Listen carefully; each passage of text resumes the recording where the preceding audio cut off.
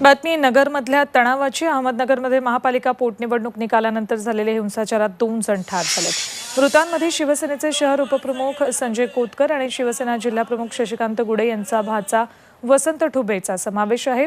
काँग्रेसचे माजी महापौर संदीप कोतकर यांना अशोक लांडे खून प्रकरणात अटक झाल्यामुळे रिक्त झालेल्या जागेसाठी ही निवडणूक झाली होती। निवडणुकीत कोतकर यांचे चुलत बंधू विशाल यांचा विजय झाला। त्यानंतर सेना आणि काँग्रेसच्या कार्यकर्त्यांमध्ये धुमश्चक्री झाली।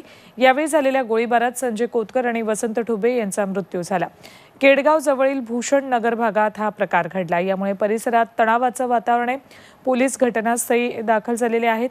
दरम्यान या प्रकरणी 2 आरोपींना अटक करण्यात आली। या प्रकरणी पोलीस पुढची कारवाई करतात। दोन्ही मृतदेह पोलिसांनी ताब्यात घेतलेत। घटनेनंतर आरोपींना अटक करावी या मागणीसाठी शिवसेनेनं नगर पुणे रस्त्यावर रास्ता रोको केला।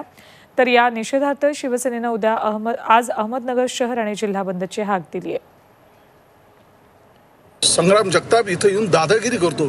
100-200 तिथं त्यांनी मुलं आणलेले, त्याचे आमच्याकडं फोटोग्राफ्स आहेत, सगळे व्हिडिओ शूटिंग आहे त्याची। हा इथं येऊन लोकांना मतदानापासून वंचित करत होता। शिवसेनेच्या स्टॉलला येऊन घेराव घालत होता। स्टॉल आपल्या हे करत होते आणि पूर्ण दहशत आणि दादागिरी चालू होती। का ही पोलीस यंत्रणा ही पोलीस यंत्रणा अत्यंत निष्क्रिय आहे। ही सगळी विकाऊ झालेली आहे। पैसे घेऊन हे सगळं मॅनेज करतात आणि म्हणून या दोघांना निलंबित करा अशी मागणी शिवसेनेच्या वतीने आम्ही करतो। मतदानाच्या दिवशी काँग्रेस राष्ट्रवादीने अतिशय दहशत त्या ठिकाणी निर्माण केली।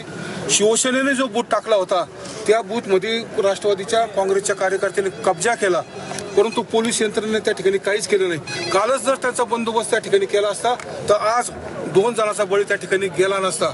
आणि काल अनेक शिवसैनिकाला मोठ्या प्रमाणात शिवीगाळ दहशत अशी पद्धतीने त्या ठिकाणी निर्माण केली। जोपर्यंत न्याय मिळत नाही आणि संबंधिताचा मागचा जो मास्टर माइंड आहे त्याला अटक होत नाही तोपर्यंत हे आंदोलन आमचं चालू राहील। झी 24 तास रहा एक पाऊल पुढे।